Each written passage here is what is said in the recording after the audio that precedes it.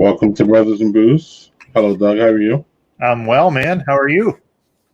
Good. Happy what is this? Black Friday. And for Black Friday, I have a lineup of stouts for us. We have Aerial Asylum's Serenity. I love the font on that. Session Stout. Interesting. I'm also going to go with the black beer as well. Hold on 1 second here. Let's try to find the. I don't know. This is supposed to be an easy drinking. Again, when you say session, oh, here we go. Let's see what's that. 5.2. 5.2. Okay. Yeah.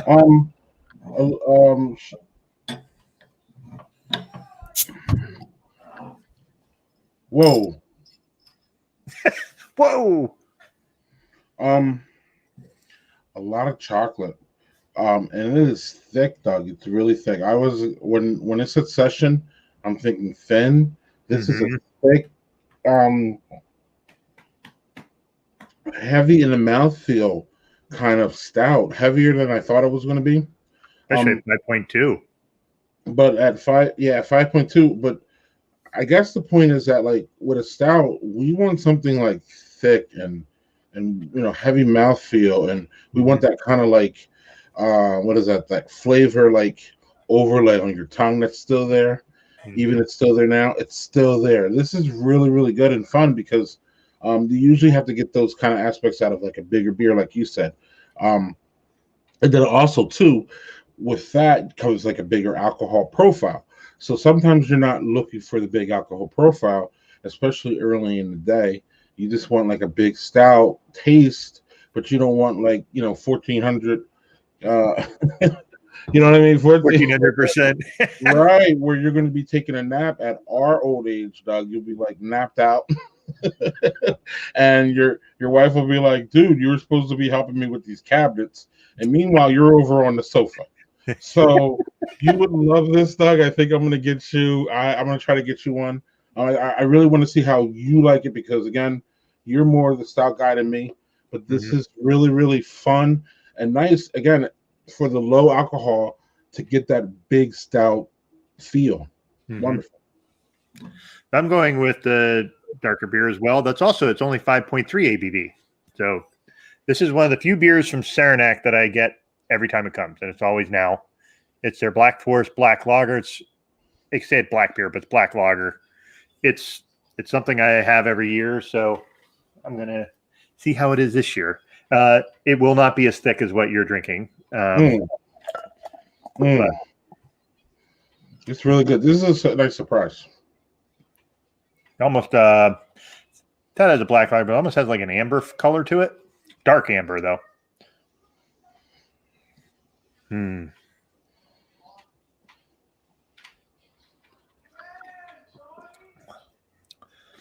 It's, it reminds me a bit of like if you had a Baltic porter that's light. It's a black lager, but it's got that. It's super easy drinking. That's what I like about it. It has a good flavor profile. You got a little bit of chocolate notes in there. You said Baltic porter, so are we getting licorice or? No, not quite that. But it just reminds me of it a bit. It doesn't have any licorice notes to it, but gotcha.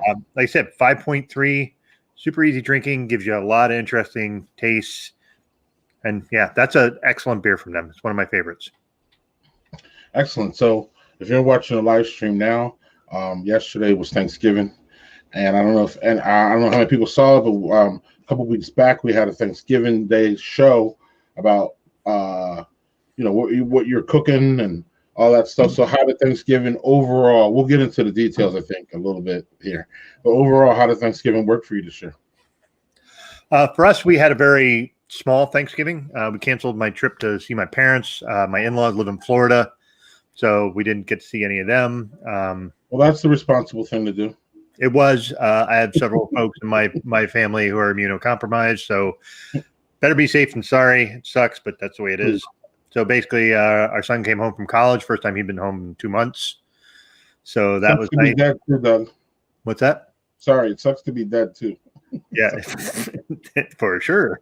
Well, as far as we know, we really don't know, but Whatever. That's a whole other discussion. Sorry. So we made some typical Thanksgiving stuff, and pre-production. I had told our guest about one of the things we made. And it was a mushroom leek bread pudding. And don't get into the details. No. Just overall. Overall, it was good. It was quiet. Mm-hmm. No fuss, no muss, no arguing. So that's good. You? Yes, it was great. It was great. We did a hybrid. We did a little bit of curbside and a little bit of our own. Uh-huh. So we had our own personal touches. At the same time, we were able to, not have to cook all day and also support a local business. Mm-hmm. So then it all kind of worked out and it went great. And I had the leftovers today with the the old with the dinner rolls with the stuffing and all that stuff stuffed in like a sandwich. Mm-hmm. Yeah. So we got to have discussions about leftovers too. So right. So that's why I'm like, I told you not to get into details, and then I'm all of a sudden jumping in. So might as well just bring Jeffrey. Not only is he our friend, he's our food scientist. He is now a regular on this crazy ass show of ours. It seems like. So no better time to have Jeff around than the holidays. So let's see what happened with Jeff. What's up, Jeff? How you doing? Hey. So how was Cheers. Things? Yeah. Oh, what's in the glass? Oh, iced tea. Just iced tea tonight. Okay. Lemon, lime. No, I think it's Crystal Light. So I think it's just lemon iced tea. Oh, okay. So generic ass iced tea. Just exactly, nothing special. I mean, I was listening to you guys describe what you were drinking, and I'm like, he said luscious drink. Oh, I want to have a luscious drink in my hand. No, right. Well, here's your time to, for lack of a better word, trump us, because right. It's a fun word now, though. Come on now, come on. Anyway, so how was Thanksgiving? What ultimately hit the table? So we what was the food about? What was going on? So we wound up canceling our Thanksgiving. We were supposed to we were supposed to have my brother and family come out from Pittsburgh, and we made the hard and responsible choice not to get together because of all the interactions that kids have had with school and whatnot, just to be on the safe side. And then, of course, on the eve of Thanksgiving, the emergency broadcast system was used in our state to basically tell us and warn us that the ICU beds were high. So we felt a little bit vindicated. So my mother, my husband, and myself sort of looked at each other and were like, okay, well, we'll just get together for dinner. And while Brian and I were home, he looked at me and was like, well, what if we were to do like an Asian Thanksgiving? Because normally we don't really get to eat Asian food, Chinese food, or anything like that, because typically it triggers a migraine for Brian. He's a little MSG sensitive. So I was like, ooh, my mom would love that. Let me propose that. So we all talked and we said, well, 2020 has already been a little bit crazy, so let's go away from our standards. And Brian and I came up with an entirely Asian-themed Thanksgiving. And when I tell you it was freaking balls to the walls amazing, I'm so excited. We made a Peking turkey, which was so good. We took sweet potatoes, both yellow and white, and we glazed them and roasted them with a gochujang glaze. Gochujang, if you're not familiar, is a fermented Korean chili paste that's just super delicious and deep and wonderful. Mm-hmm. We took green beans, and we roasted them with some sesame and sesame seeds, and that was delicious. What else did we have? Oh, I made biscuits because our table usually always has biscuits, but instead of them being just plain buttermilk biscuits, I made them scallion biscuits. Ooh. Oh, man. Oh.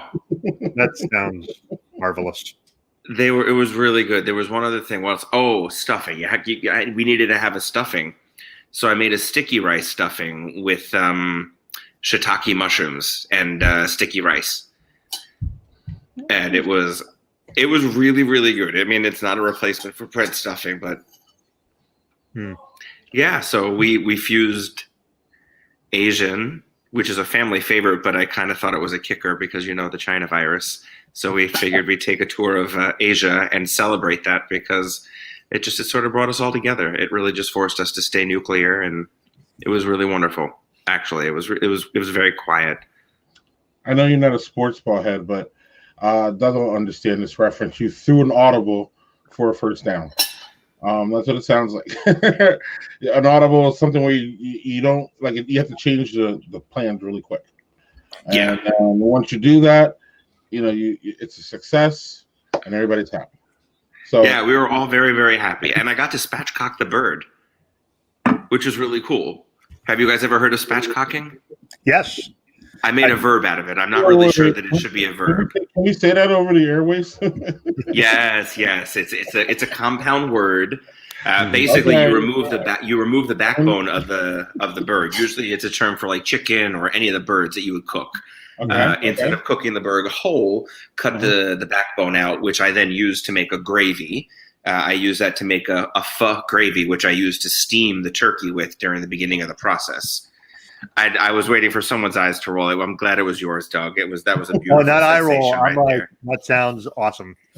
My mom was super excited about it. She was like, it took about 3 days to do the whole meal from start to finish, which is very typical Jeffrey fashion because I like to go big or go home. But for me, it's therapeutic, and it was the first one without my dad, and I know that my dad would have enjoyed every minute of it and probably would have taken the turkey that was still in the freezer and would have smoked it because he was just a son of a gun like that. But yeah, no, it's okay. Yeah. So when you said you spatchcocked, did you spatchcock it and like some people put it in a smoker, on a grill? Did you put it in the oven? Well, I did the oven. So I wound up doing, of course, because it was a late decision. It usually takes between a week or more to make a traditional Peking bird.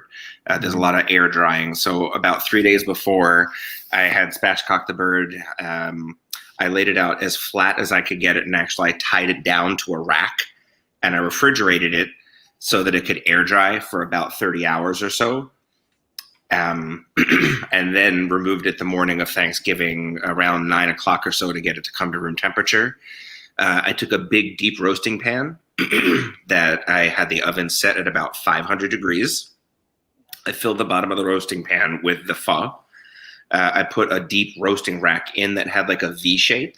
This way the whole bird could lay flat but still not touch the broth. I then made a tent or so of foil, but like an airtight tent, so that it could then steam for the first hour or so at about 500 degrees. I then lowered it to 300 degrees. I gave it its first glaze of the deliciousness, and then finished cooking it that way with no tent, of course. This way it got nice and crispy and caramelized. It was really awesome, actually. So what's in the Peking glaze? Sure. What I used was about a little bit of the pho broth, molasses, soy sauce, and Chinese 5-spice. It seems like it would be way more complicated than that. Doesn't it? Doesn't it? Because it always seems like people say, oh, Peking duck, that's like really hard to make. And that just sounds like time, not really like hard to make. It just seems like it just takes a long time. It just takes a long time. And honestly, there's usually a frying process with traditional Peking, and that is used to render out the fat and to get it really, really, really crispy. And in lieu of that, I'm not going to fry even a spatchcocked bird. I just don't. There's no need for me. We talked about frying a bird. That's very extravagant, and you need special equipment for that. I don't have the time for that. So yeah, I mimic that by just letting it, because turkey skin is very thick. So if you cook it too hot, it is that's adorable. Okay. Solicitations have begun. The thing is that if you cook it too hot for too long under dry conditions, you're going to burn the outside of the skin. And the under part of the skin is going to stay completely sort of unrendered and not raw, because it'll ultimately get to temperature. But it's like that steak that you've cooked over too high of a heat, and the fat on the inside is it's still grizzly, and it's not like melting in your mouth. So it stays gelatinous. It never really gets to render down. So by lowering the temperature to 300 and then uncovering it after the steam bath that it got, it allowed all that fat, so to speak, to render down into the bottom of the pan. Yeah. So Not generally a lot of fat in those either, so it's not like there's a lot to render down. No, and with removing a lot of the backbone, you remove a good chunk of the fat, believe it or not. Now, of course, I use that to make the broth, but because I waste not, want lot. You use the whole part of every animal. That's my philosophy. Yeah, and my grandmother. That was my grandmother for sure. Hey, Doug, what did you do different this year? So as I mentioned earlier, and you stopped me, was we only had 3 people in the house, so it's just we made a turkey. I say Jill made everything. I didn't make anything except the mashed potatoes. I made the mashed potatoes. We because we're married, right? Yeah, I made the mashed potatoes, but that's generally something I usually do because I like making mashed potatoes because I love potatoes. But turkey, she made a homemade cranberry sauce with like ginger and star anise, and that was excellent. And the big thing we tried was we were watching the Barefoot Contessa on Food Network one day, and she was talking about her Thanksgiving stuff, and she makes this thing called a mushroom leek bread pudding, which is in lieu of doing like stuffing. And Jill made that, and my word, that was that was just delicious. And it's funny, it has the same consistency as stuffing, it's just, but it's mushroom and leeks, and mushrooms and leeks are subtle enough flavors that they don't overpower it. But it was just spot on. Yeah. Usually with stuffing too, I will usually put gravy over top of that, and I didn't for this because it was just that good. That's so awesome. Mm-hmm. And my new dish was Jeffrey's Big Mac and Cheese. It was great. You made it. It was a hit. Yeah. I'm so happy. That warms my heart. Yes, and it was Black approved, so that was wonderful. And it was easy to make, right? Super easy. It was fun. The youngest helped me. He doesn't like the hard part, the hard bits on the macaroni and cheese, but that's not. We can't do anything about that. You know what I mean? That's our kids. Generally don't like. Yeah, some people just don't flat out like that part. You don't, Doug? I don't. Oh, I like that. I like a little. Give me that. Give me the hard stuff. Yeah, right. I like the crunchy bits. So, I got a clip here. This guy is confused, and he's just confused. So there we go. I wish I could help him, but he's just. I don't know what's going on here. You cut me off. You cut me off, bro. You want me to beat your fucking head? What did I do? Give me your fingers, shit. I gave you a thumbs up because you cut me off because you're a bad driver. Fuck you. Don't ever fucking do something like that to me again. I'll take the fucking shit. What did I do? Don't put your thumbs up, shit. You cut me off. I'll take the fuck out of you. You fucking get up. For cutting me off? Don't ever fucking do that to me again. I won't give you a thumbs up, okay, for cutting me off. I'll beat the fuck out of you for cutting me off.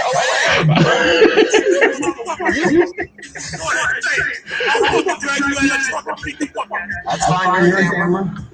I'm a camera? You're a camera. What the fuck was happening to me? I don't give a fuck. I never done before.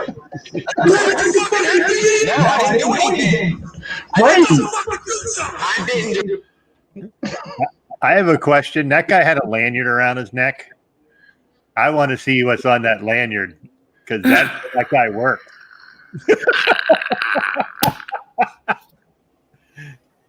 So that guy needs some yoga or something. Holy shit.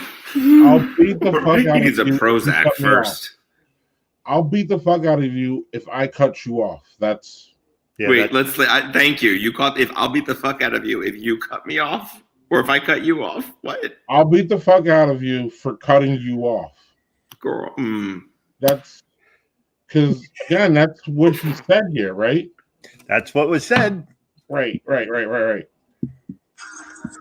You cut me off. You cut me off, bro. You want me to beat your fucking head? What did I do?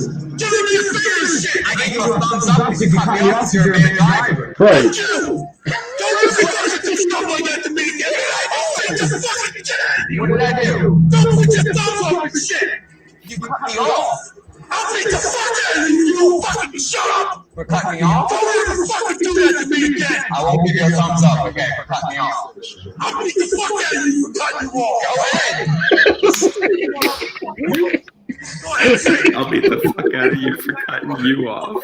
That's fine, you're on camera. So he said that. I'll beat the fuck out of you for cutting you off. He's stupid. Right. Right. He's stupid.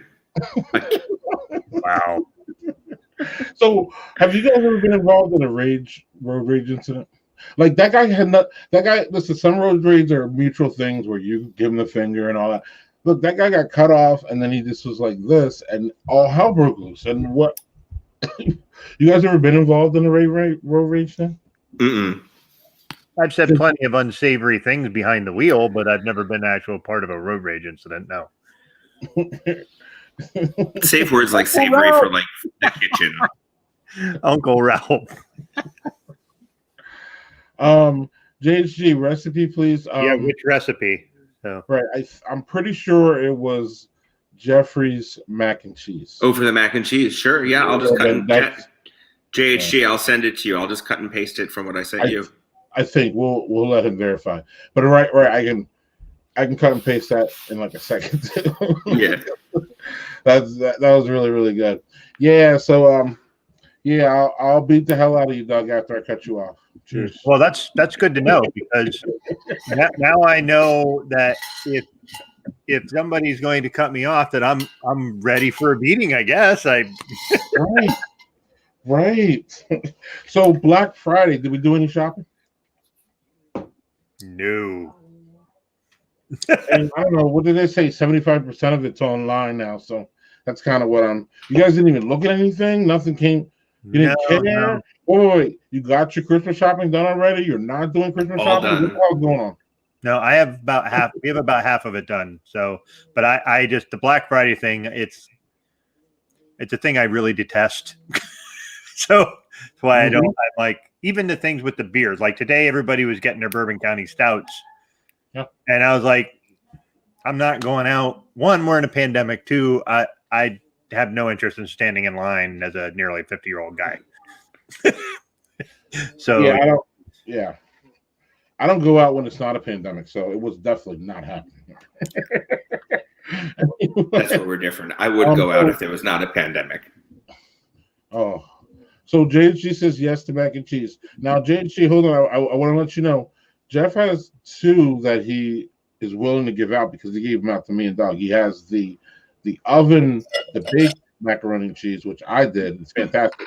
And then I believe Doug has done his other one, right, Doug? No, I haven't done it yet. Okay. But there's the one thing I wanted to do was his recipe for his sweet potato thing, which I don't like sweet potatoes. So it sounded really good, and I wanted to try it. I just haven't yet. Hold on. Let's go back to the mac and cheese. So the mac and cheese, the one I'm talking about, Doug, is like a sauce one, right? Yeah, it's a Kraft mac and cheese. It's my version of under 15-minute ready, from start to finish done. Lindsay needs that bang up too, man. Mm-hmm. Not a problem, Lindsay. Yeah. I don't mind. I'll also create a post again on Not the Mama with both of them. They're both super easy. I know a lot of people in my life, especially with little kids, will make the quick mac because it takes less than 20 minutes to make from start to finish. And listen, I'm not trying to knock Blue Box mac and cheese. I grew up on it, and if I had the opportunity, I would still eat it all the time. But it's easy. Right. Yeah. If you can make it with most things you have in your house. Yeah, there's two types. So the baked mac and cheese is not going to be like your ooey gooey mac and cheese, that people, well, I don't want to say that some folks will come to think of like mac and cheese. There are sort of like three major categories. You've got quick service mac and cheese, which is like the overcooked processed noodle in that like thick, goopy, creamy sauce. You'll get that at like quick service retail, sort of like your Panera bread. Then you'll have like your baked mac and cheese, which is more of a custard base that you can actually like cut into like good sections. Like if it's baked well and the custard ratios are right, like it's got the cheese throughout, but it's not like thick and creamy or like it doesn't stringy, like stretchy. The third real type is like I call it KD because of my friends up in Canada. but that's like short for Kraft Dinner. Those in America would know it as blue box mac and cheese, which is the stuff you mix with powder, milk, butter, and your quick elbow noodles. So I went on a quest to develop my quick version of that without having a box. So that's what we're talking about. Literally, you just boil 8 ounces of noodles or half a box, mix it with cheese, butter, milk, and you're done. Literally done. Super easy. It's ready in 15 minutes. Easy. Boom. So yeah, Kid Doug approved, asked for that one.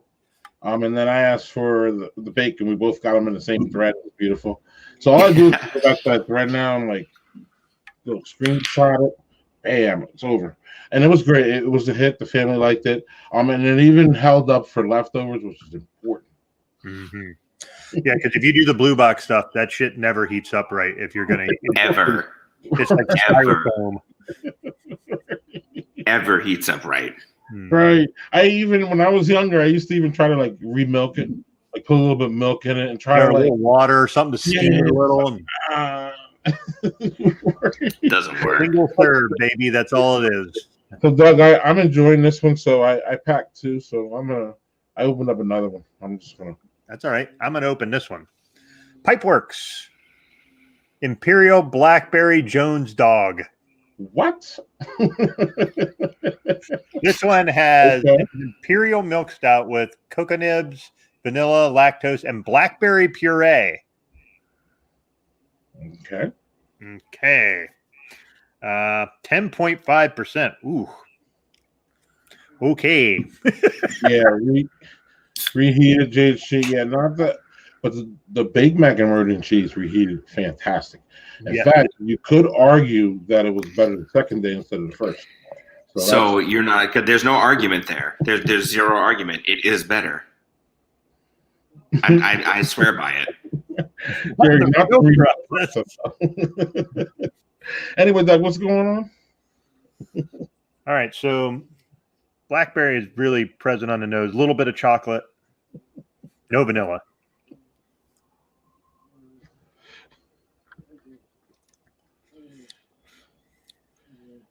Very, very, very lactosey. Like very. It's a milk stout. It's supposed to be lactosey, but it's but too much. Borderline. The blackberry puree, which I was expecting to be a little more forward, is more on a. It's like that mouthfeel that you have that kind of lingers, but it's not right in the front. It's decent. It's not. It's going to be one of those where I have one like, okay, I had that. I don't need to have that again. Not that I'm like, it's not bad. It's not that. It's just like, okay, well, I tried that. That was cool, but. Can you batter and deep fry the blue box? What? I mean, that's one way to use deep fried mac and like to make, leftover, but sure. What I've done with it is not the remilk.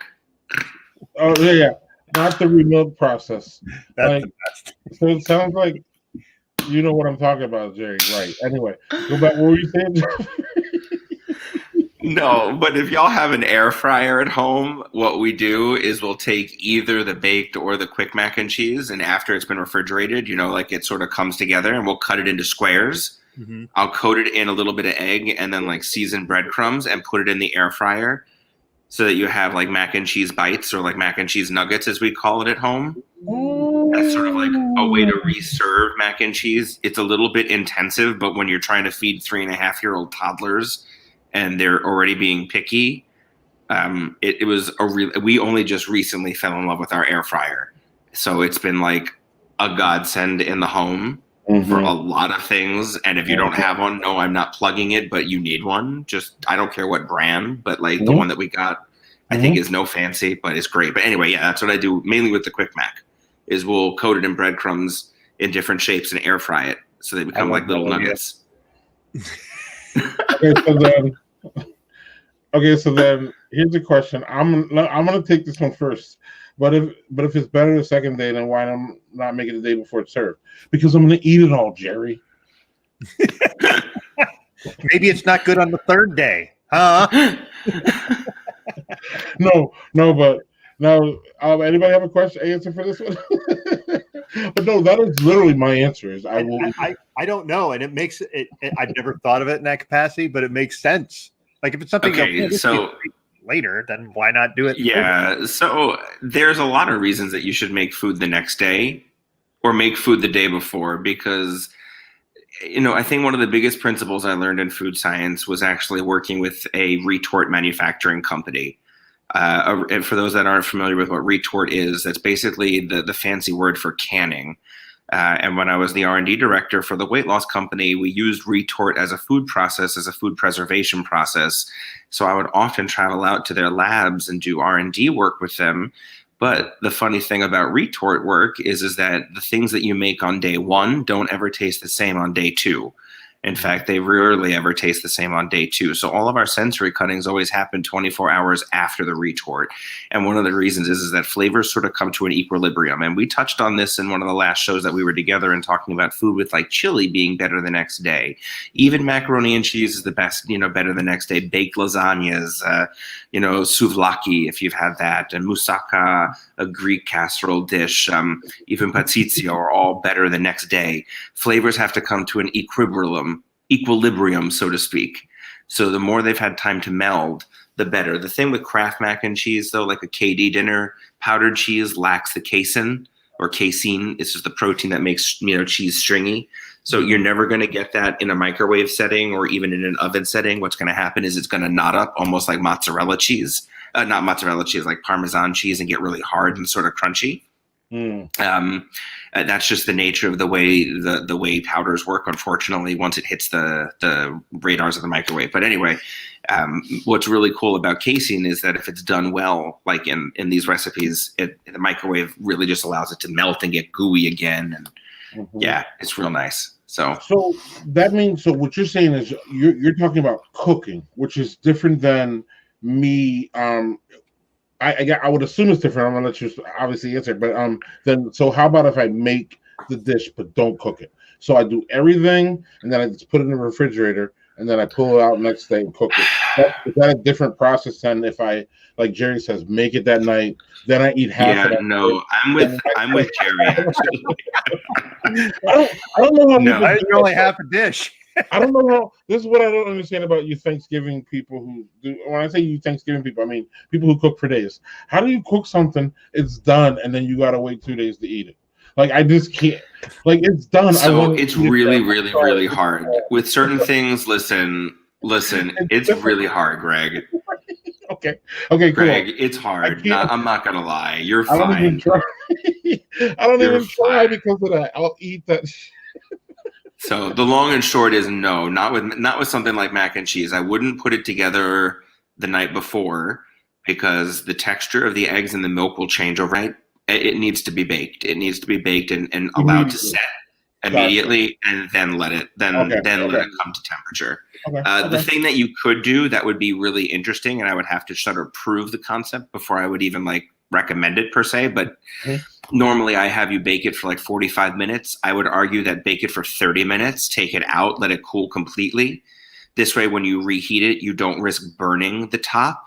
You still have the opportunity to heat the top, and I would heat it with a little bit of foil on it just to deflect the heat for the first 20 minutes or so, and then take the top off so that it could brown again, like brown.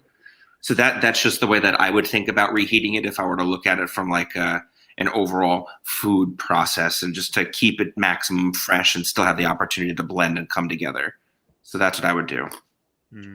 Awesome. Well, Jeff, now it's time for a sponsor. That's me. Yeah. Hi, and I did a horrible job preparing for it. Well, but anyway, it was actually. At this point. What's that? I'm getting good at it at this point. So I know I already spoke about the Trevor Project, but I want to kind of bring it back up again because something hard hit me this holiday season. And, Thanksgiving was really, really challenging emotionally, mentally, especially being without my dad for the first time, then compounded with the fact that we're in pandemic and that we couldn't see family and even mourning dad. It reminded me that mental health was very, very important, and taking care of yourself was very important. So that's kind of what I'd like to say today. If you want to go to a place that's really, really beneficial, especially to queer folk like myself, my family, and those around me, The Trevor Project is really, really, really great. So yeah, I would just keep putting them out there because they need as much help as they get. And if I were to say, politically speaking, go blue, let's help the Georgia campaign keep the turn the Senate. So yeah, you can donate there too, but I didn't say that. I heard it loud. What? Right. Right. Kick the crooks out in Georgia. They're both crooks. Both of them. Both of them. Kick them out. Crooks. They're crooks. Kick them out. If you don't think they're crooks, Google it. Mm-hmm. They are. Truth. It's truth. They're both crooks. Listen, I agree. But that's just the flat out truth. So whatever side you're on, I don't care. They're crooks. Next. You're good. I just want to reiterate, make sure that you take care of yourself. And for those of us that are parents and find ourselves home, with the kids, whether it's with homeschool, my kids aren't quite at school and I'm finding my way with schooling them per se and finding educational opportunities. Be kinder to yourself. Remember that this is all uncharted territory for all of us as parents, no matter where you are, whether you've got toddlers, a newborn, or kids in middle school and high school that are struggling, with virtual or hybrid or whatever it is. There's so much going on that just remember to be kind to yourself and find time to take care of yourself, even if it's just an hour a day, a half hour a day, whatever it is. So that's it. Yeah. And thanks for that message because Doug and I don't talk about it enough. No, we do not. Cheers. Cheers to that, for sure. And Cheers that's why we allow our guests to talk because generally and mostly they're smarter than us. Yeah. A lot of times our guests bring up stuff we don't even think about. It's not something that we are actively ignoring. It's just something that doesn't occur to us. Yeah. It's good to have other folks from just a vast array of different backgrounds and life. Exactly. It's just different experiences. Yeah, and just being it's just different lived experiences. Mm-hmm. And also too, many times Doug and I have a personal channel that a lot of times they're bitching and screaming at each other on. So when we get on this, we're kind of a lot of that shit's flush. So we're whatever. Fuck it. Yeah. So anyway. On that note, I have another interesting conversation between I believe this is a school board deal, but I don't know where this is. This could be why school Doug, board why messy. Why'd you laugh when I said that? The school board thing? School board shit can be super fucking messy, so this ought to be fun. I'm in a local school. I'm in a local group. Oh. Yeah, this is here we go. To think that this is not part of what our kids are dealing with. Well, should they be taught pro? Let's go back. To think that this is not part of what our kids are dealing with. Well, should they be taught pro-racist curriculum? Let me ask you this. Are you anti-racist or are you pro-racist?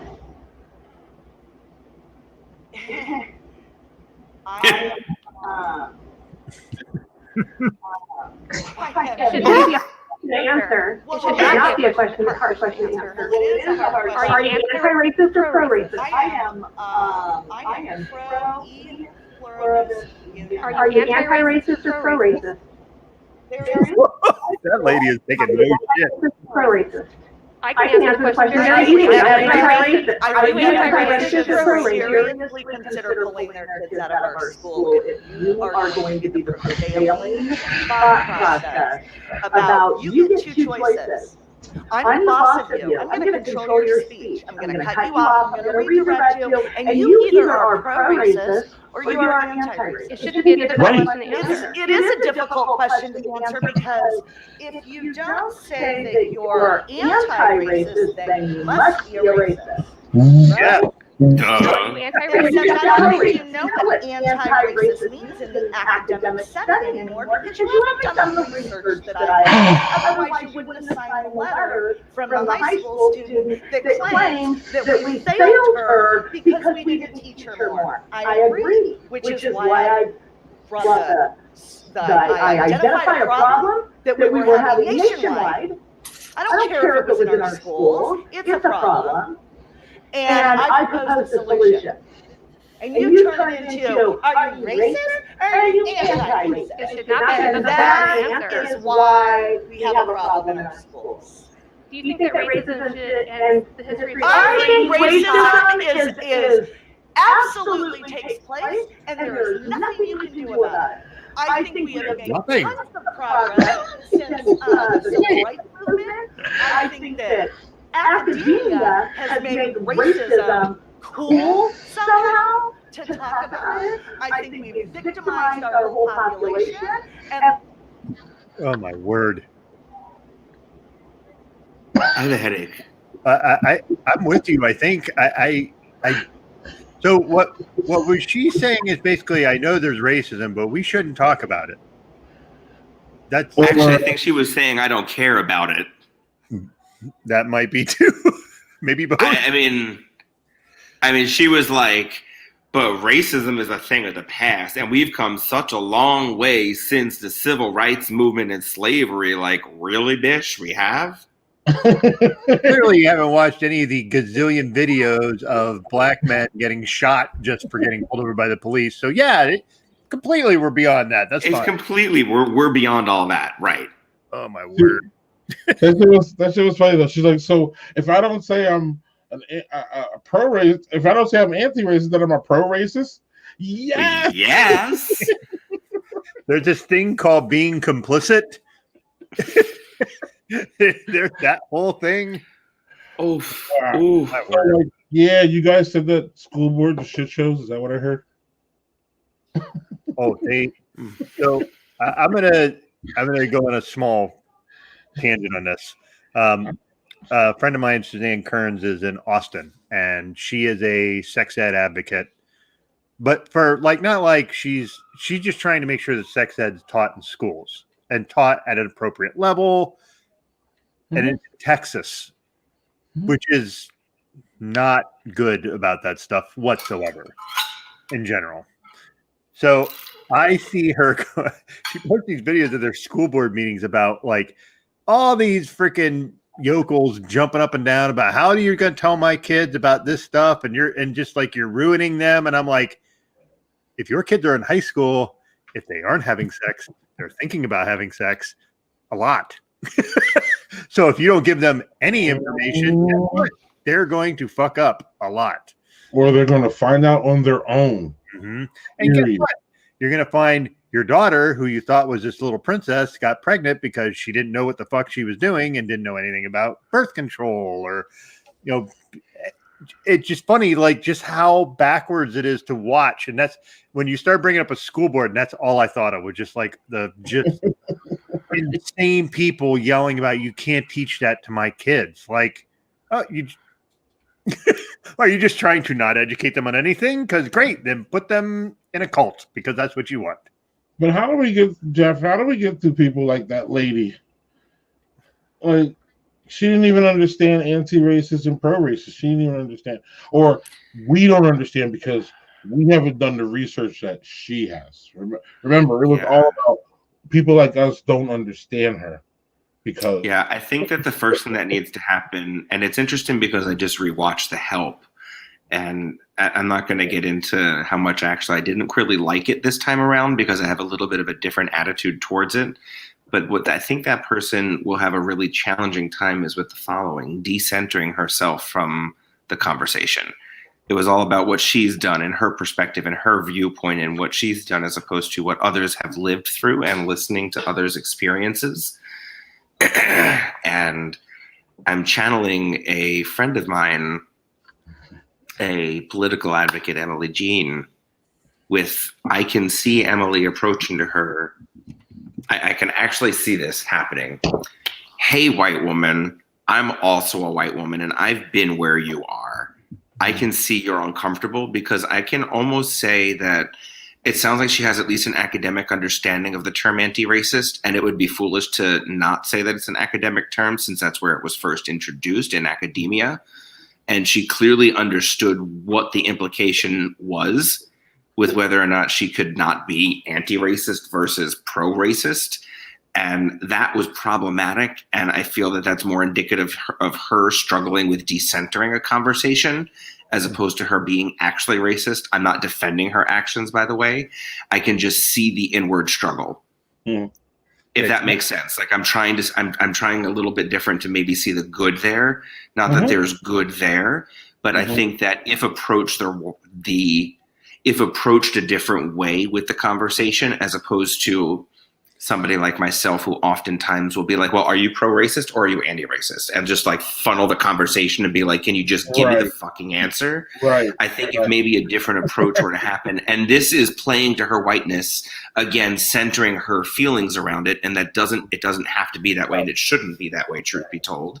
I think that white woman attacking the other woman could have been a different in approaching it, maybe to have a different response, because it sounds like she was learned to some degree and just needed help in decentering where she was with the conversation. I don't know. I could be balls to the walls wrong, by the way, but I can just hear she got very defensive very quickly. Yes, she did. And she got very defensive very quickly. And I know that I sat there like, I sat there like, but then I had to reflect that as a white person, I've been in her shoes. Differently in that I was receptive to being decentered and not being the center of attention, and to opening up and hearing that there are clearly other experiences than what I've had, even though I'm queer. There's, all that stuff aside, I'm still white on the outside. So I'm channeling my friend Emily right now, because I feel that if maybe they had a different approach, we would she wouldn't have made your Karen video. Yeah. She was, and that was very confrontational too, because it just started, are you? right? Yeah, it was.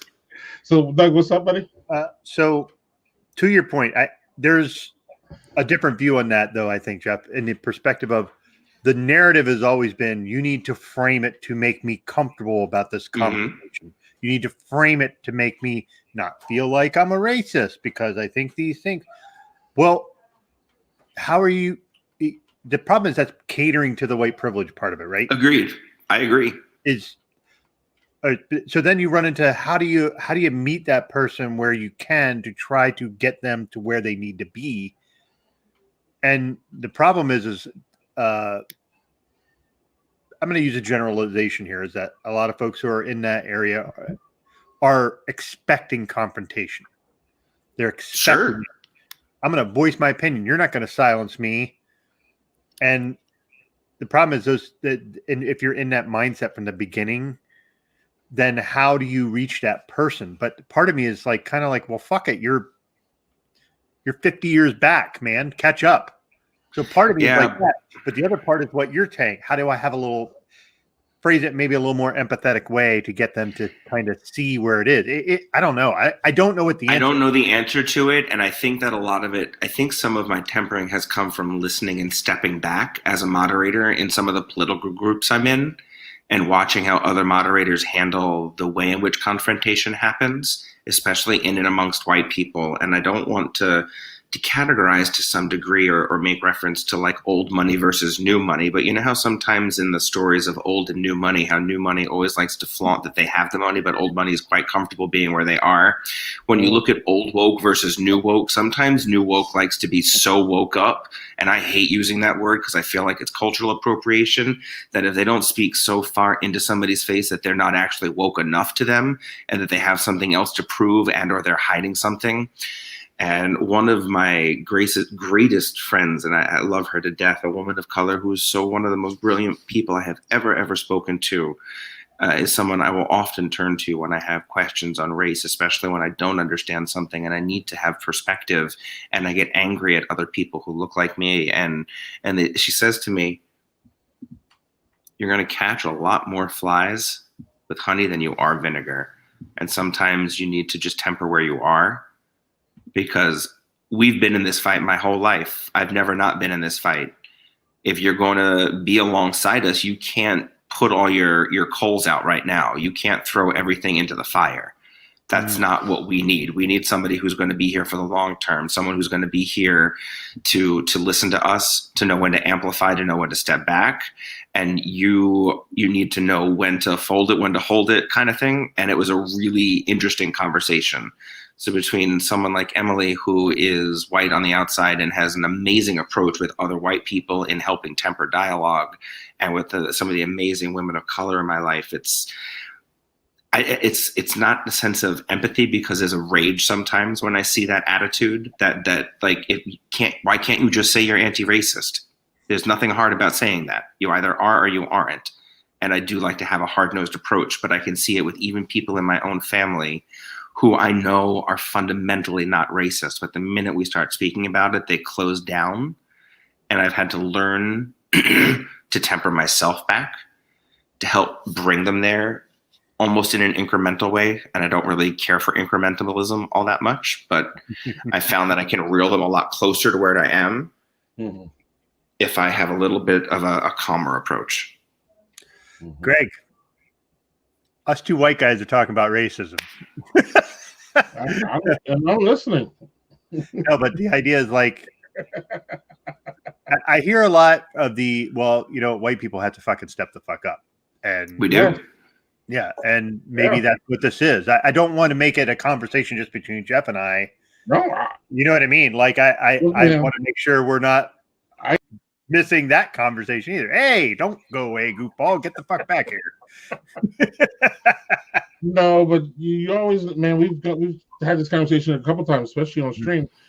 These conversations need to be happening. They need to be said. Sometimes, seriously though, sometimes Black people need to step back and listen to the white people talk about what's going on. This is part of that nuance that Jeff's talking about. White people have feelings too. White people have feelings about race that are legitimate too. And again, maybe you guys can't see our angle or can never live it, but at the same time, having these conversations just open up to, again, I love it. Honestly, I do. I can't sit here and talk about it all day. I don't want to sit here and talk about it all day. But when white people want to talk about it and be open about it, it's fantastic. And again, there has to be, like Jeff says, and you say it too, Jeff, there has to be a bridge between what we just saw there, which is, are you anti-racist? Are you pro-racist? And again, we're all on that, the lady that was questioning her. But at the same time, I agree. It seemed like that lady, although she clearly didn't get it, somewhere in there. I don't think she did. Somewhere in there she wants to. Somewhere in there, I believe she wants to. I don't think she doesn't want to get it. I think she wants to understand, but she's, she doesn't know where to get her answers. She did her research and now she's claiming that she's done it. But like, I feel that somebody in there wants to understand. And if I see that, like, I'm like Jeff, I want to work with people who want to understand. Now, again, I'm not sure if we could even get to her, but one person at a time, and that's where we got to start. So, I got it. So let's jump on here real quick. I have a fun one to end with. Fun, trust me. We won't find any. Hey, before you go there, what do you have? What did you just open? Food science is awesome. I'll get to that. I agree with you. Jerry Richards says kudos to the Trevor Project and even Silver Pride's awesome at DFW. Yes. Yep. Jerry, thank you, Jerry. That's a Texas-born organization. Yes. That's where Jerry's from. Yes. So is Jerry from Texas? I think it's from Dallas area. So it's interesting because there's not a lot of resources for, and I don't want to say it in the wrong way or in an ageist way. So I'm going to say like the aging LGBT population. So that's one of the organizations that I know is on my resource document for aging LGBT people. So is Sage. Sage is another one that's out there. So yeah, freaking awesome throw out there, Jerry. Oh. Yep. So then we get to the comments about the anti-racist and the not racist. The actual how does that person get elected? Because like-minded people voted for her. Maybe I'm wrong. I don't know. She needs to read the book on white privilege. I agree. JC, white people need to step up and let other white people understand the problems that POC face. People of color. Yep. Learning this de-escalate someone like that and getting them to listen is Hella It's difficult. so challenging. Impossible. As soon as you say, are you anti-racist or pro-racist, right away their hackles are going to be up because nobody wants to be called a racist. Even the racists don't want to be called racist. No. They want to They're be trigger called, words. They want to be called the least racist. Remember that, Doug. So now I have Central's Imperial Stout. Satin Solitude. What a name. Love that. That is, and we were talking about logos. I think my first time, I really, really, really like that logo. By the way, and like that reminds me of a beautiful Edgar Allan Poe story. Not gonna lie. All this. Yeah. Yes. Central Waters generally doesn't do designs like that, right, Greg? Those are just usually font. Yeah. They're not gimmicky not gimmicky, but they're not really graphic oriented on their beers. You know what I mean? They have their logo and then they have like. They don't have to be. They're a brewery that their reputation for beer is so good that they don't have to be. Yes, it precedes them. And we got another Black Friday beer here. So nice.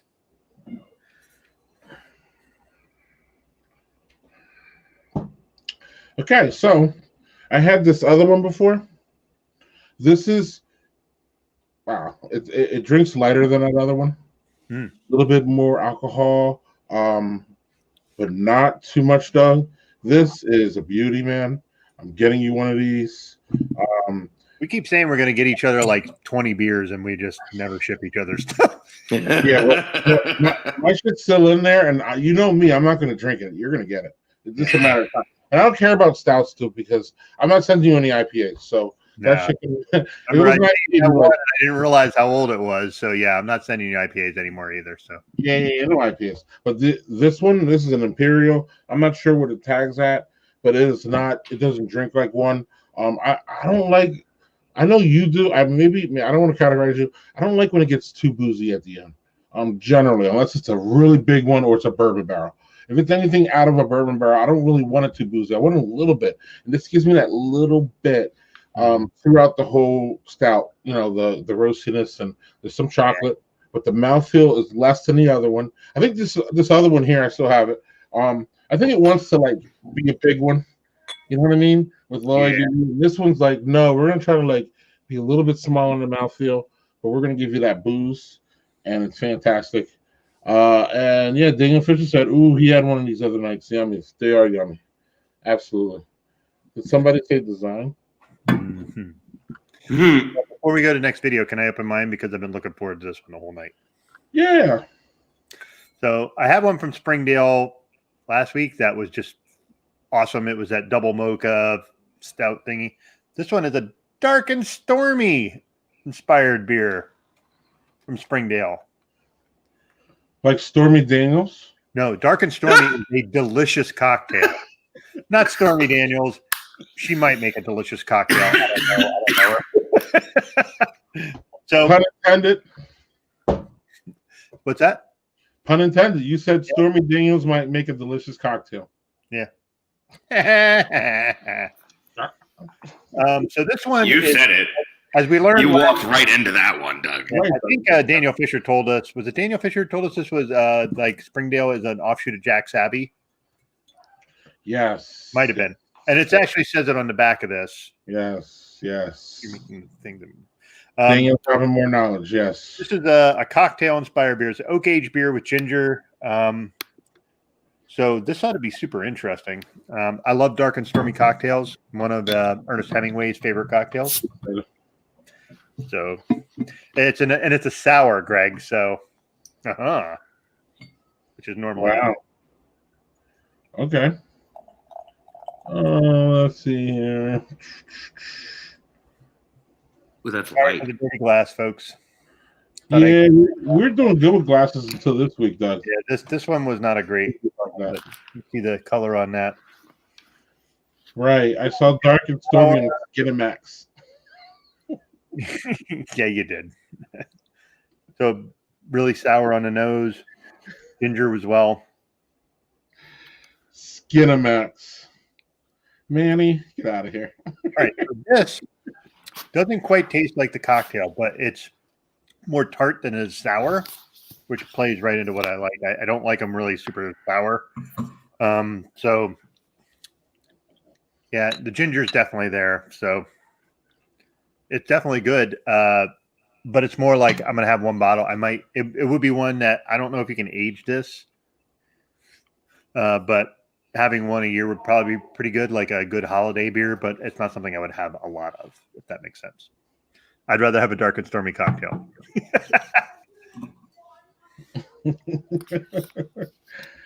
Are we ready for this this thing? I'm afraid. What is that pattern? Beautiful, rich. It almost kind of looks like what the Earth looks like when you're a bazillion miles away from the planet. Yes, Yes, it's the a planet. moon. The planet. The moon is a star. No, the moon is a planet, The darling. sun is a star. Is the moon really a planet? The moon is a planet. Don't look at me like that. The sun is a star. Is the sun Is a star or a planet? The sun is a star. The moon is not a planet. I knew it. You were trying to take it down the road. Wait, it's not a planet. Chunky, if you're listening to me, Someone, the moon. I can guarantee you someone's Googling right now. The moon is a planet. What else is it not a planet? Oh, that's Isaac Mizrahi. Oh my God. Yeah, that's totally Mizrahi. Didn't you do that thing in grade school where you had to name the planets and there was Uranus and there was Saturn and one of the rings and then the Earth? The moon is really a moon. It's not a planet. All right, here, let's just do it. I don't know. I don't know what it is. Sometimes It's like I'm baseball. supposed What is to it? Cheese? Come on, it's a That is planet. blind. Okay. So the moon is what? A natural satellite. So it's got to live on it. That means it's a planet. I don't know. I don't know. No, I don't like that. Oh my word. Not a planet. What else is it if it's not a It's planet? not. So he's right. The moon is a moon. The moon is not a star or a planet. The moon I is knew it such was a not a planet. Balls. Look at that model, head in hand. And the lady's face in the back. That was great.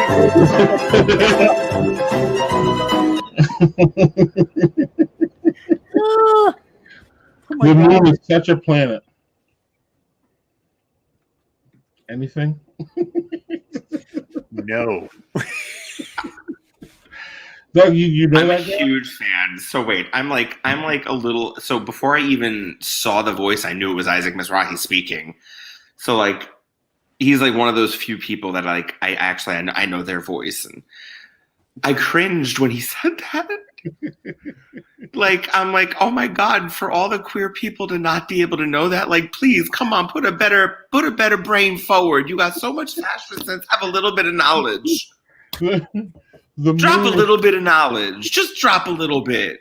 What was the quote? The moon ain't a planet. The moon is such a Back planet. down. Put it back down and bring it up later. Oh. Okay. Sorry. Doug, the moon is such a planet. It is astounding the people we have on this planet sometimes. Just like sometimes I read stuff and I'm like, there's just no way that is what someone thinks. And you're just like, no, those people are in. Out of all those clips, that last one upset Jeffrey the most. That really did. You hit me in the feels because it's someone I really like, and now I know that they're just not that smart. But was he just joking now? Now let's Ben Carson's a brain surgeon. I agree with you, but he was never an idol to me. He was never an idol for me. Smart in one very particular area and not smart in others. Listen, I'm a food scientist. I never said I was smart elsewhere. Yeah. No. I just love the clip because it just came up and I was like, what? And then just hearing it just like I love Isaac Mizrahi. Oh no. Like Honey Boo Boo, no. Hey, here's what we do, Jeff. We take that little file that's in your brain and we put it in the trash can. Then we empty the trash can. Then you don't have to worry. I'm gonna have to. I'm really gonna have to because I'm just gonna have to watch him for Project Runway and that's it, and just be like, okay, bye. He's so good on that show. He really is.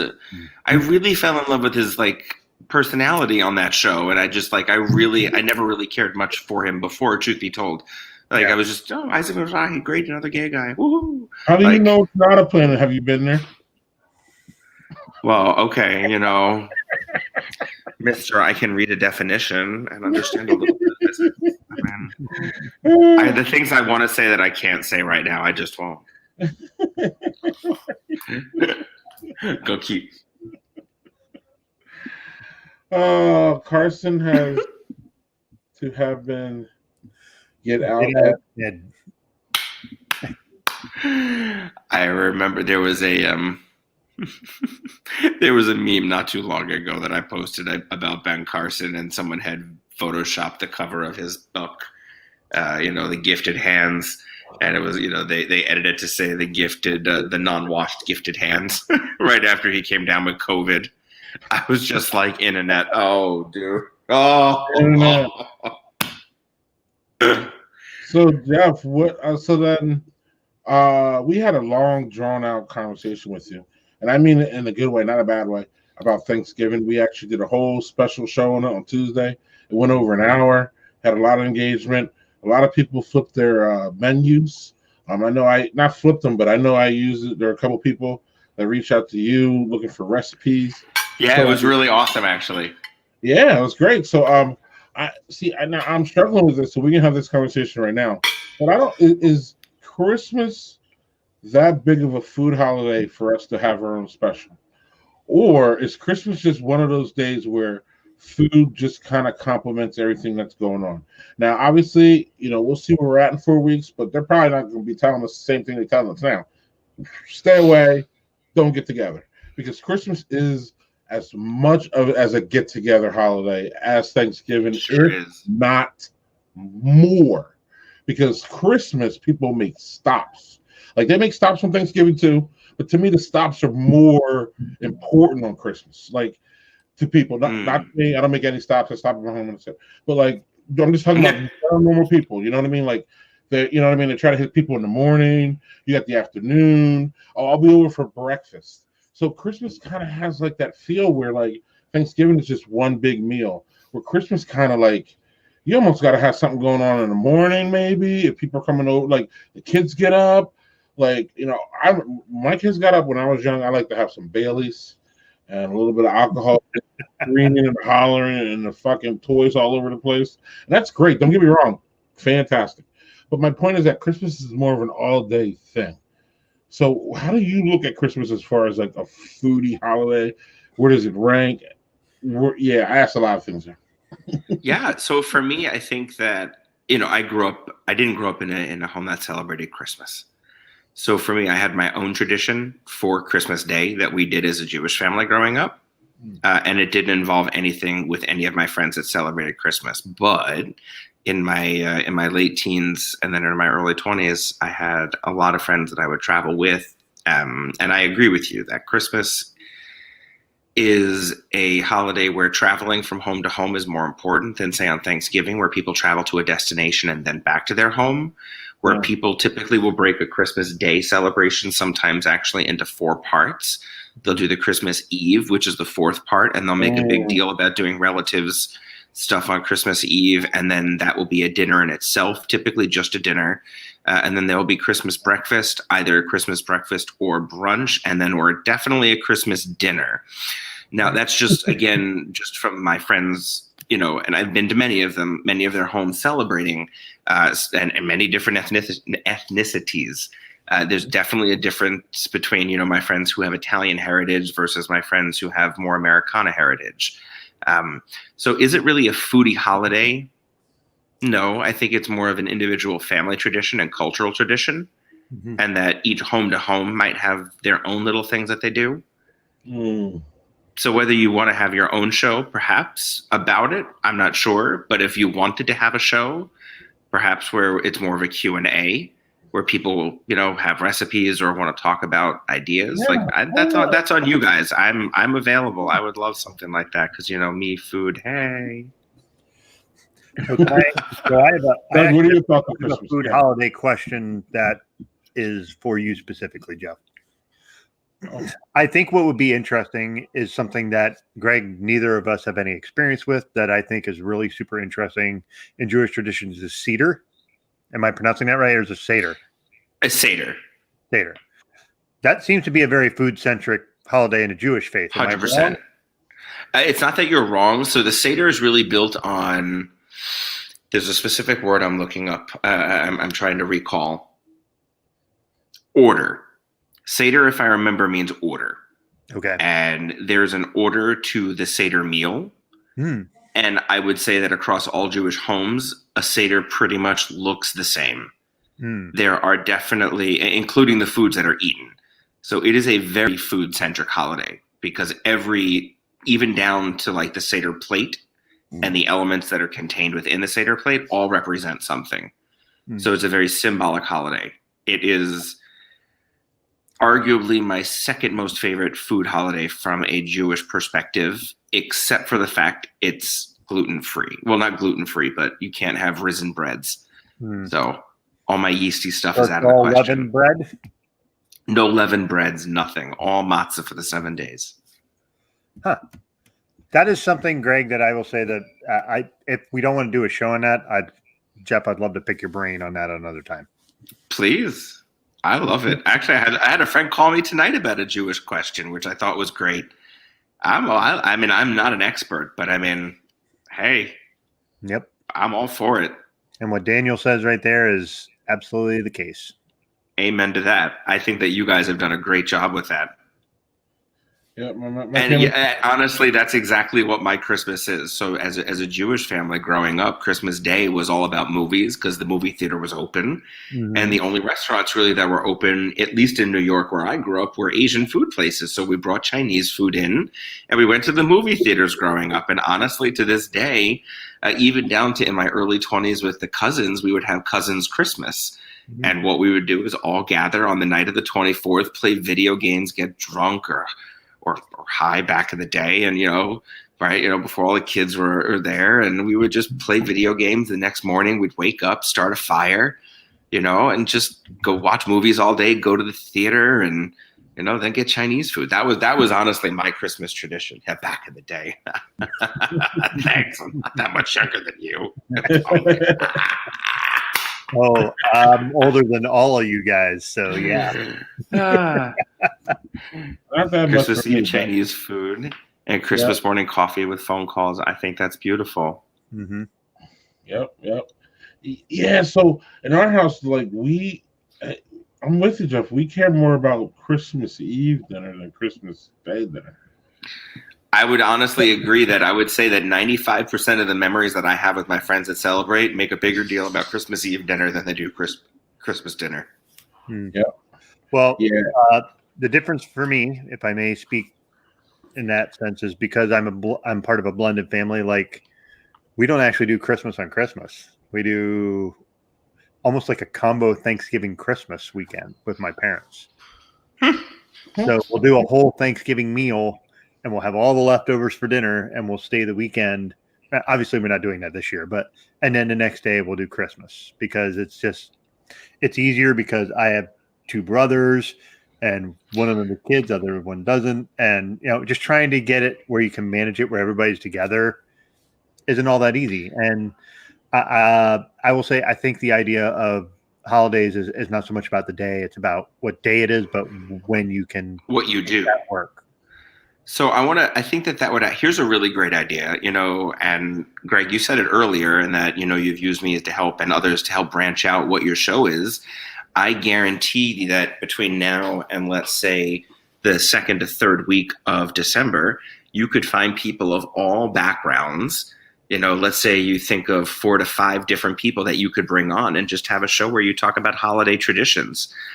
Because at the end of the day, our country really isn't just about Christmas, although we call it the Christmas season or the holiday season, but there are other things that you could bring in. I mean, that could be really cool, like what other people do on a day where America shuts down.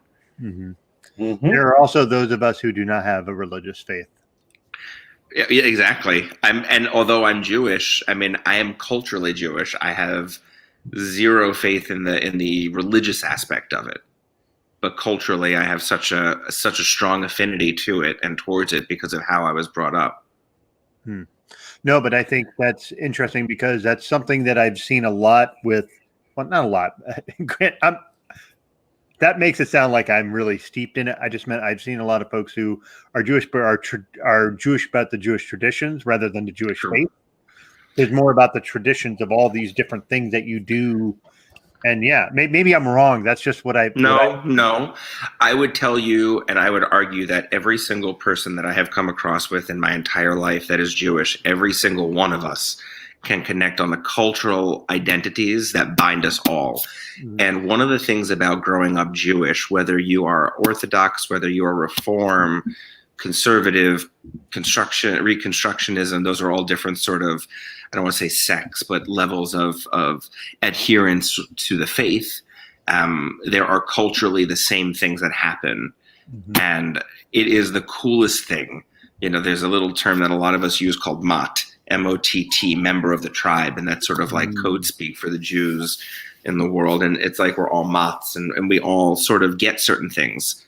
And it's really, you're 100% right. That most of the people that I know are not necessarily religiously Jewish, but culturally, it is how we all grew up. It's those routines, those rituals, and everything gets ingrained in you growing up. But yeah, that's what I love about it. Yeah, it's fascinating though. That's the thing is like, I'm not Jewish, I'm not Christian, I'm not anything, but like I'm fascinated by the folks that have these traditions that are things that I don't know, and I want to understand them better. So. Well, we started a tradition a couple years back of celebrating winter solstice. That's awesome. And we give out gifts. Excuse me? Can I speak to winter solstice real quick? Yeah, but I just brought it up and I didn't get to finish. Then you go, and I will go after. Quickly.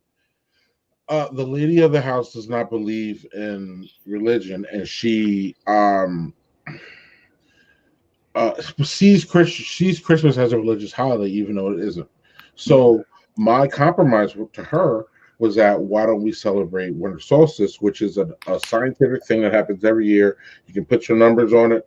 And so then what we do is we give a lot of our scientific reading and kind of things, gifts to our kids on that day.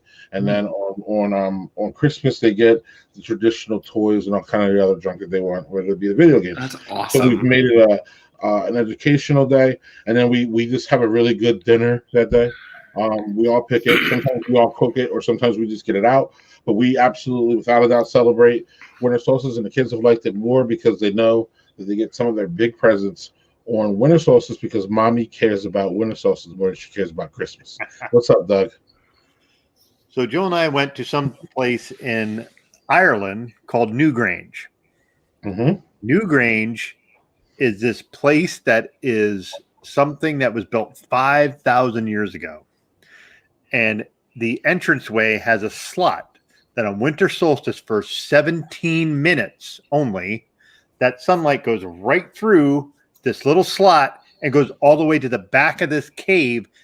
That cave was manufactured 5,000 years, has never had rain in it since it was manufactured. How like mind-blowing is it that, and it has grass on the top of it. Like, it's not like it's like this impenetrable, it's just stone. It's an amazing, it's an amazing sight to see. And just it's like Stonehenge. But you look at it, and so there's a slot that goes through, and to get to the back where this is, in the very back, is narrow. And you have to navigate these different, like, it weaves. And you're just thinking, these folks 5,000 years ago figured out how to bring stones that, by the way, were not indigenous to the area it was built. They had to bring them miles. Miles. Like heavy ton stones. And like, it's almost like pyramid level of like, how the fuck did they do that kind of shit? Aliens. It is. And it's on the it's on the winter. Did you say aliens? Right? Yes, I did. Damn it. Oh, no. Oh, go ahead with that. Go ahead with your chariot of the gods and all that other nonsensory. Yeah, but that kind of thing, Greg, I'm telling you. Was it the Aztecs that came over to Ireland to build that henge too? Yeah, and they all traveled around. Now, go on. Sorry. No, I'm going to tell you, Joe and I walked out of that just like completely like agog at the idea of them, people with so little technology building something so precise was pulleys and levers, mind blowing. Pulleys and levers and all that science and the physics. It's amazing. Yeah, it's amazing. I mean, listen, things like Stonehenge and all of the henges that you'll find over Great Britain, you know, and there's some recent archaeological evidence that shows that there's some stuff that's even older than what we think. And like the even cooler part about it is that there was religion attached to it. And it's quite beautiful, actually. It's a really great documentary on Amazon Prime that I've watched now more than once, unfortunately. And it's so amazing. With so little, they did so much, and it had meaning too. Right. That's the coolest part. It's like you can see the origins of where we are today in the footing of what they did all those thousands of years ago. It's amazing.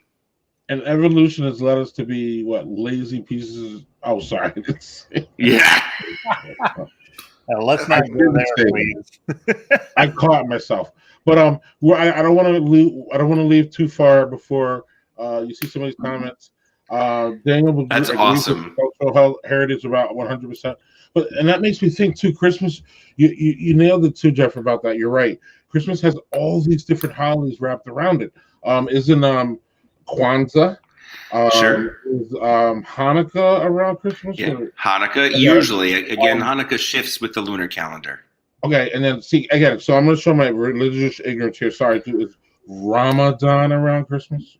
Well, no, that's Ramadan, Kwanzaa. There's right. There's So there's so much cultural stuff swirling during that time, as opposed to Thanksgiving, which is it's really not cultural actually. If it's any culture, it's American, and that's really it during that week. But Christmas during that week is just an amazing.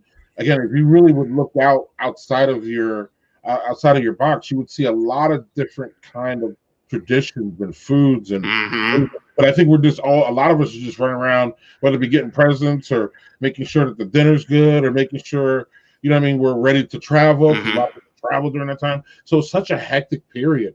Maybe this year will get us to slow down a little bit and take some of those traditions even more seriously, or even more.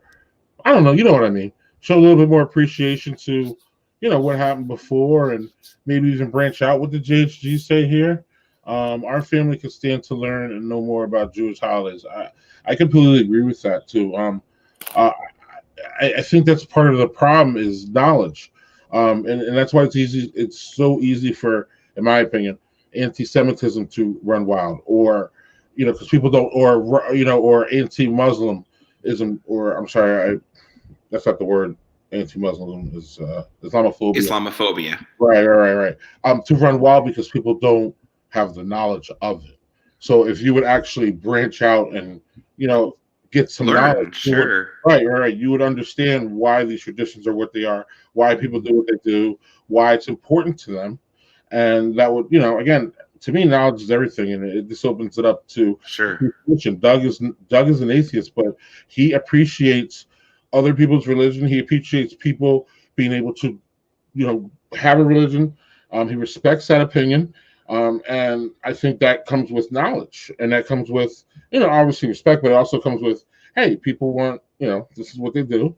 It's not hurting me, so there's no problem. It's not infringing on anybody, and, overall, it's a good thing. So people Google, yes. Yes, Google, people, Google. And speaking of Google, can I make one correction? Ramadan is not during our holiday. Is not, and I say our, I'm talking about like Judeo-Christian religion. So typically Ramadan, and I think Ramadan fluctuates because it follows a lunar calendar. That's where I'm not 100% sure, but it's usually like late March, early April is usually where I think it starts. I think I could be wrong, but a few of my friends in the food science industry had observed Ramadan, and that's usually the time of the year I remember that happening. Gotcha. Yeah, that's why I'm like, I'm going to show my ignorance here. It's not going to be good. It's okay. I'm showing mine too because I don't know when exactly it starts, but I do believe it shifts every year, which leads me to believe that I think it's a lunar calendar. I could be wrong, though, but I believe it's because I know like Jewish holidays, they are never the same day every year with respect to the secular calendar.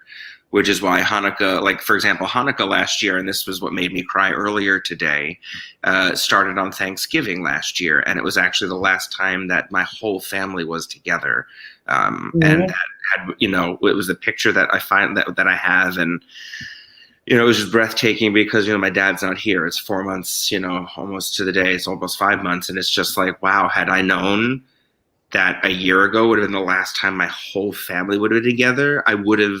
Anyway, I don't want to get there because that's like a No, I understand that, but I understand because that could be extrapolated to all of us with all due respect.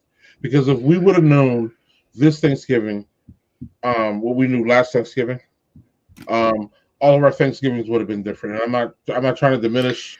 It's no, and no diminish. You're good. You're good, girl. You're good. No, it's the truth. It's crazy what a year can do, though. Is what you're saying? It's crazy. It's crazy. Really crazy. And you're right.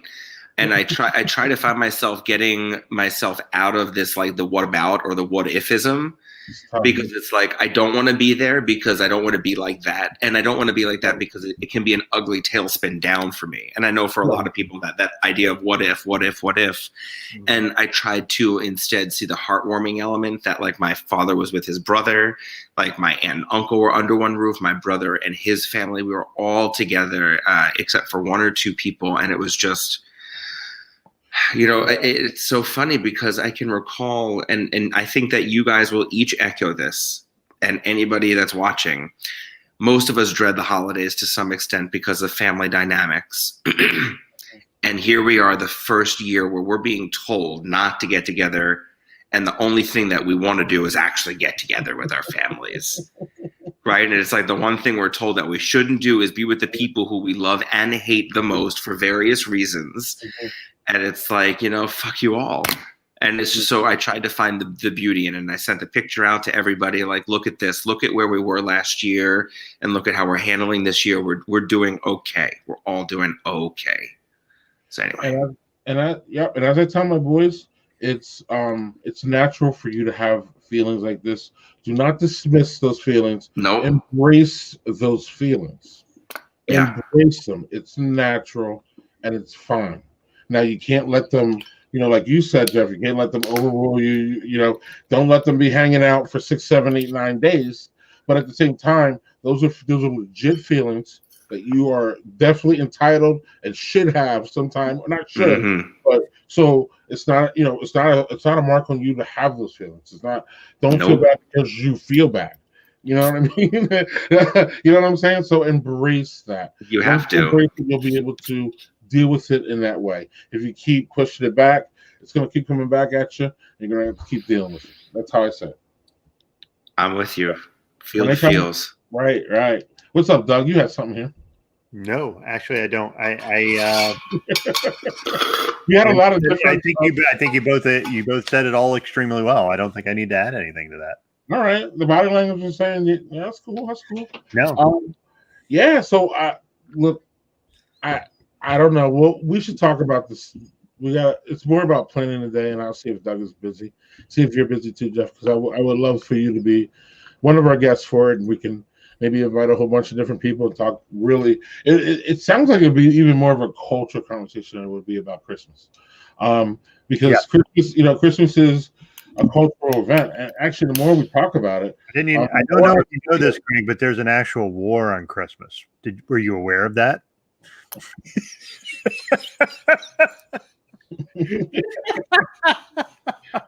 That was sarcasm, folks. No. We got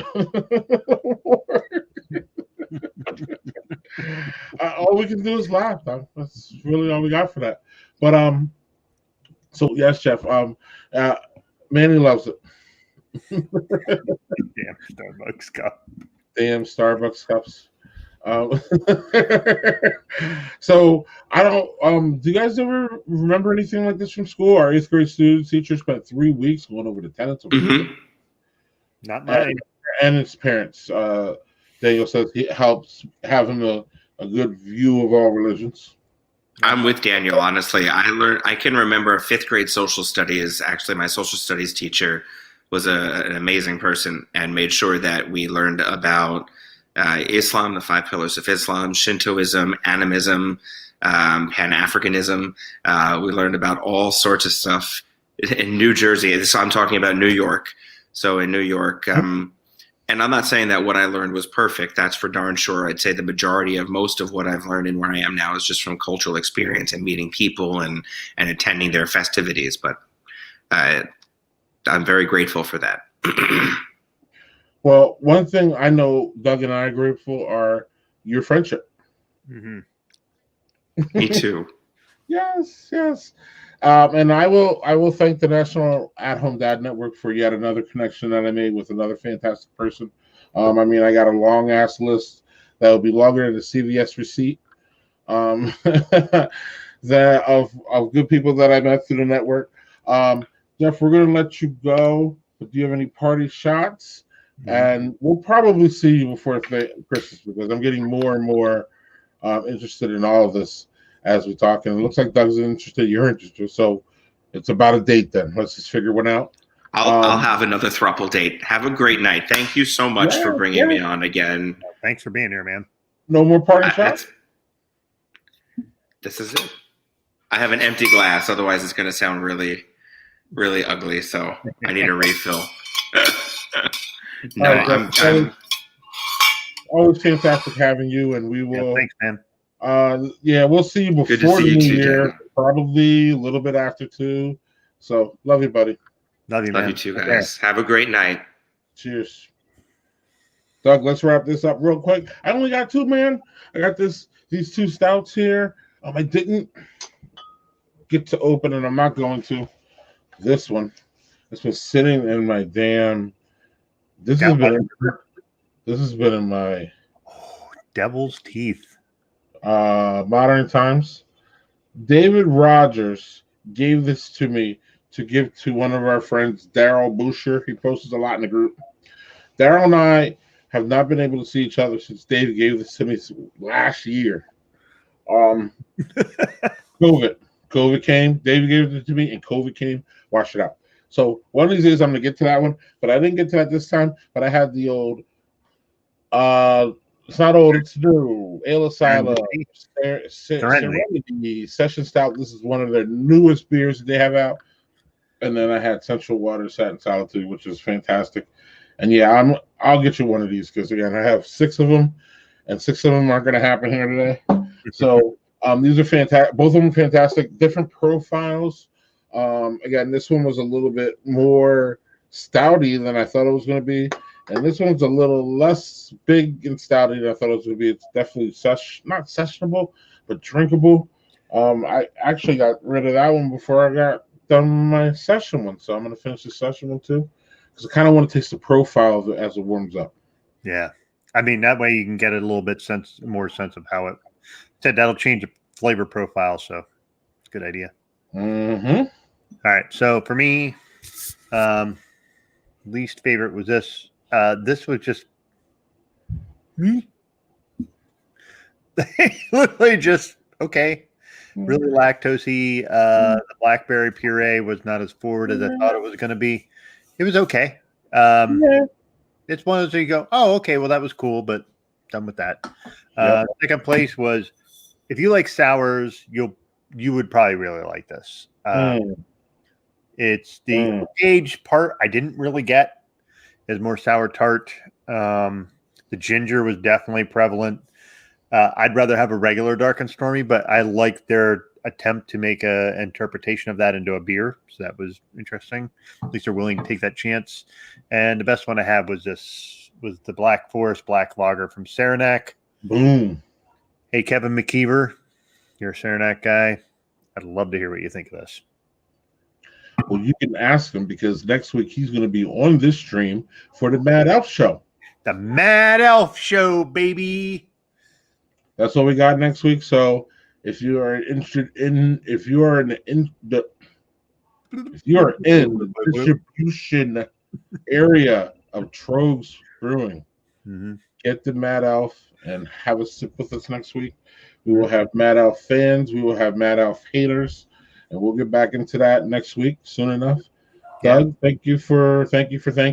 Oh, hey, Mercy, how you doing? Evening, chaps. Mercy's our new friend, watcher. Our friend RC brought him over. He follows RC, but I remember RC was on our stream when it recently, and Mercy jumped on, so Mercy knows us now. So yeah. JSG, great show. Thank you, JSG. And try that if you guys try that big macaroni and cheese. Better the second day. All right, Doug. I'll see you next week during the Mad Elfiness. Mad Elf Madness, baby. I don't believe you. It's not. Well, we'll